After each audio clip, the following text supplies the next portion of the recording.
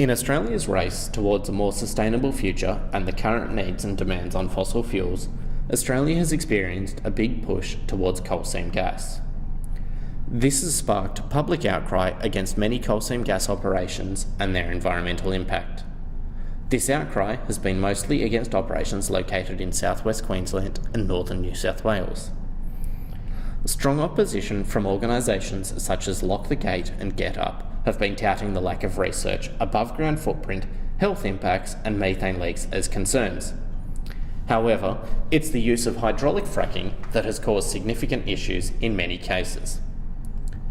The AGL Camden gas project has been in operation since 2001 and produces 5% of New South Wales gas needs from 96 wells, most of which have been hydraulically fracked. Coal seam gas is a naturally occurring gas with a composition much the same as conventional natural gas. Extracting the coal seam gas involves drilling wells down into the coal seam. Once the casing has been drilled, the water from the formation is pumped out in a process known as dewatering.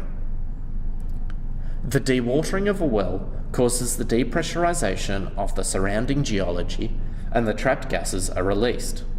According to AGL and other producers of the gas, if the flow of gases is not viable, the well may be hydraulically fractured or fracked.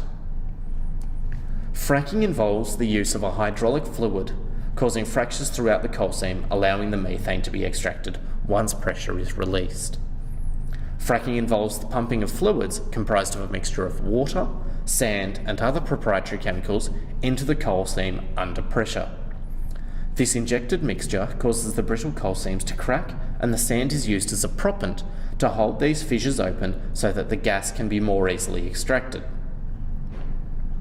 In Australia, little research has been completed to investigate the validity of arguments put forward by Lock the Gate and Get Up. However, research is being undertaken as the industry is gaining traction.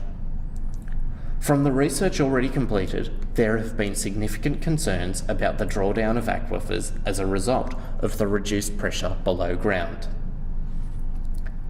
The extraction of coal seam gas and produced water from a coal seam gas well leads to the depressurization of the coal seam, which, depending on the level of water connectivity through the above geology, causes the drawdown of the water table above the coal seam.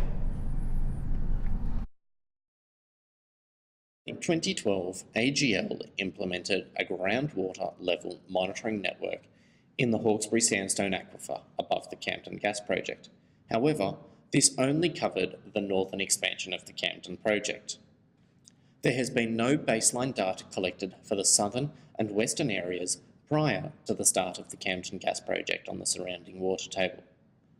Research by Parsons Brinkerhoff say there have been no reported instances of significant drawdowns of the aquifer greater than 0.4 metres outside of seasonal variation.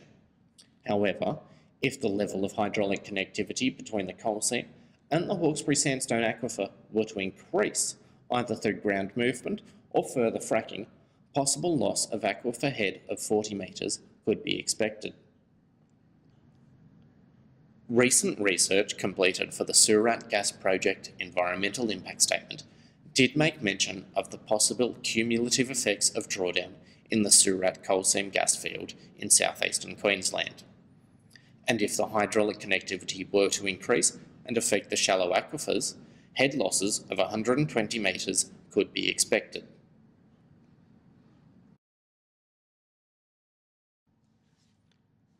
The fast pace of development has provided challenges for legislators to provide beneficial legislation for the protection of water resources.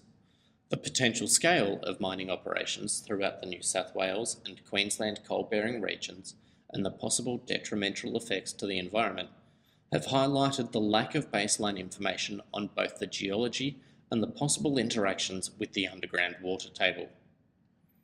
Increased legislation and a greater understanding of the geology of areas that will be used for CSG and mining are necessary in order to minimise future impacts on hydrology, ensuring that Australia's precious water resources are still there for generations to come.